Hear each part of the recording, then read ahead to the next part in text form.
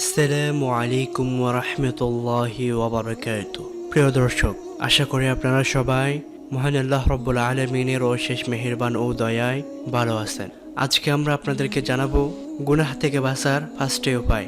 আমরা সবাই গুনাহ থেকে বাঁচতে চাই, কিন্তু কেউ শয়তানের ধোঁকা থেকে আমরা বাঁচতে পারি না। এখন থেকে গুনাহ ছাড়ার জন্য জানের বাজি লাগাবো, মানে জান যাই যাবে তবুও গুনাহের কাজ করব না। দুনিয়ার জীবনে কষ্ট করে চলবো, তবুও ঘুষ খাবো না, সুদ নিব না, মালে ভেজাল দিব না, মাফে কম দিব না। কারণ দুনিয়ার এই কষ্ট জাহান্নামের কষ্টের থেকে অনেক কম। এই জন্য এই সকল গুনাহ থেকে বাঁচতে হলে আমাদেরকে ফার্স্টে কাজ করতে হবে। 1 নম্বর, হিম্মত করব, সিংহের মতো হিম্মত করতে হবে। 2 নম্বর, নির্জনে বসে আল্লাহর দরবারে দোয়া করব। আয় আল্লাহ, আমিও দুর্বল, আমার হিম্মতও দুর্বল। আমি বারবার গুনাহ থেকে বাঁচার জন্য হিম্মত করেছি, কিন্তু আমার হিম্মত ভেঙে গিয়েছে, আমার ভুল হয়ে গিয়েছে। আয় আল্লাহ, আমার গুনাহ থেকে বাঁচার ক্ষমতা নেই, তুমি হেফাজত না করলে। আয় আল্লাহ, আমি তোমার কাছে সমস্ত গুনাহ থেকে বাঁচার তৌফিক ভিক্ষা চাই। চোখে পানি ছেড়ে দিয়ে এই দোয়া করব। 3 নম্বর, আল্লাহর বান্দাদের থেকে দোয়া নিব।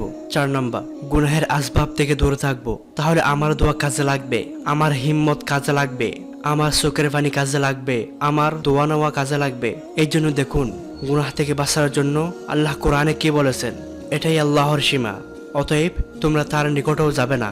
এভাবে আল্লাহ মানব মণ্ডলীর জন্য তার নির্দেশসমূহ বর্ণনা করেন, যেন তারা আল্লাহর বিরোহ হয়। আরে যত গুনাহ আছে তোমরা তার কাছেও যাবে না, জিনার কাছে যাবে না। আল্লাহ যেই সমস্ত কাজকে হারাম করেছেন তার কাছে যাবে না, কারণ তার কাছে গিয়ে হিম্মত করে গুনাহ থেকে বাঁচতে পারবেন না। এই যে দূরে থাকতে বলেছেন, এটা আল্লাহর মেহেরবানি। আল্লাহ যদি বলতেন তোমরা দূরে থাকবে না, সাথে সাথে ঘুরবে, একসাথে হাসি মজা করবে, বিভিন্ন পার্কে যাবে, এক বিছানায় ঘুমাবে, কিন্তু গুনাহ করতে পারবে না, তাহলে গুনাহ থেকে বাঁচা কঠিন হয়ে যেত। এই জন্য 4 নম্বরে বলেছেন গুনাহের আসবাব থেকে দূরে থাকবে।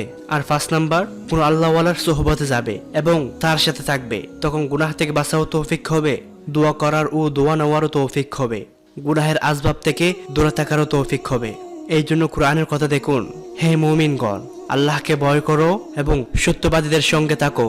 দেখুন, আল্লাহ এখানে হিম্মত করার কথা বলেননি, দোয়া করারও কথা বলেননি, দোয়া নেওয়ারও কথা বলেননি, গুনাহের আসবাব থেকে দূরে থাকারও কথা বলেননি, বরং নেককারদের সঙ্গে থাকতে বলেছেন।